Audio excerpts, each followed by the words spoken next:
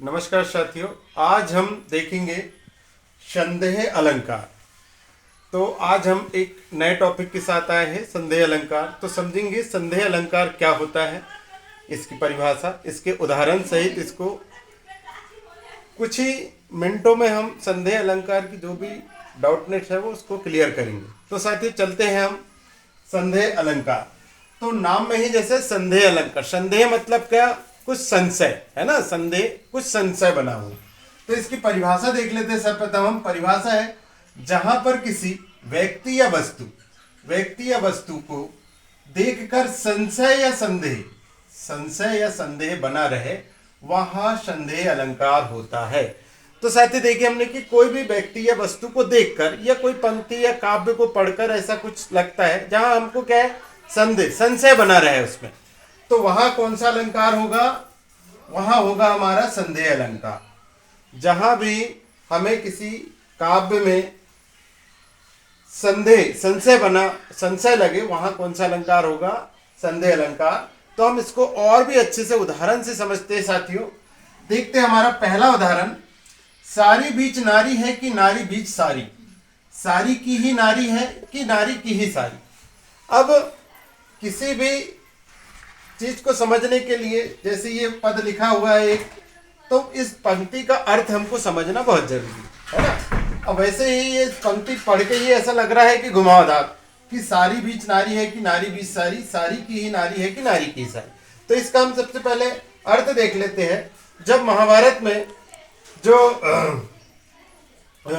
दुशासन था, है ना, तो महाभारत में दुशासन जो है, जो द्रौपदी का जब चीरहरण होता है, उस समय जब उसकी वो साड़ी खींचता है, तो उसे ये प्रतीत नहीं होता है कि सारी बीच नारी है कि नारी बीच सारी, क्योंकि जब वो द्रौपदी की जब साड़ी खींचता है तो वो थक जाता है, लेकिन साड़ी नहीं निकल पाती।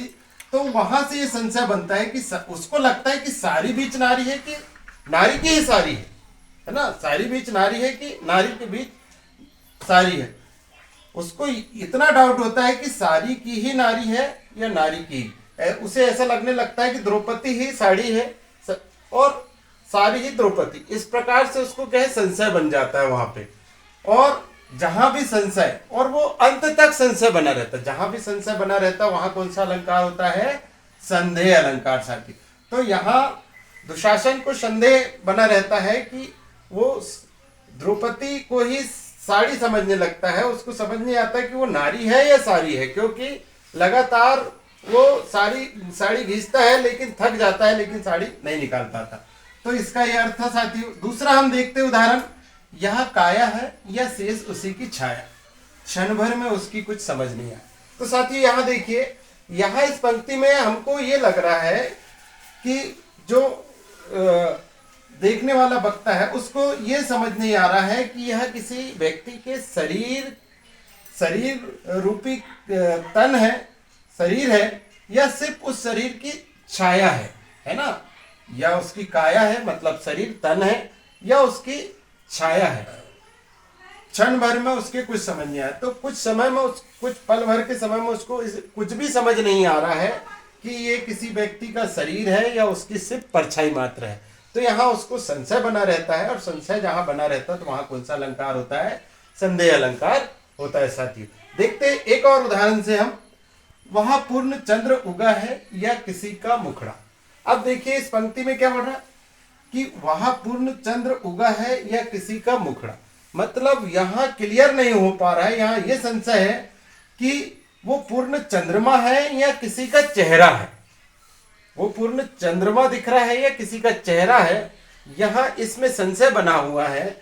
कभी ने यहाँ इस टाइप से पंक्ति बनाया है और उसका अर्थ निकाला है कि वह पूर्ण चंद्र उगा है या किसी का मुखड़ा, मतलब क्या वो पूरा चांद खिला हुआ है या किसी का चेहरा है, यहाँ ये स्पष्ट नहीं किया है। तो यहाँ दोनों चीज में संशय बना हुआ है, इस कारण यह भी कौन सा अलंकार होगा साथियों, संदेह अलंकार। तो देखिए साथियों, हमने 3 उदाहरण के माध्यम से समझा कि संदेह अलंकार होता है। संदेह अलंकार को समझने में कुछ भी समय नहीं लगेगा, बस आपको ये समझना है कि उस पंक्ति को पढ़ के उसका अर्थ निकालना है कि उसमें अगर संदेह बना रह रहा है तो वहां संदेह अलंकार होगा साथियों। तो साथियों, आज का हमारा टॉपिक था संदेह अलंकार। चैनल को लाइक एवं सब्सक्राइब करें साथियों। मिलते हैं हम अगले नेक्स्ट अलंकार के साथ। तो साथियों, तब तक के लिए जय हिंद, वंदे मातरम, जय भारत साथियों।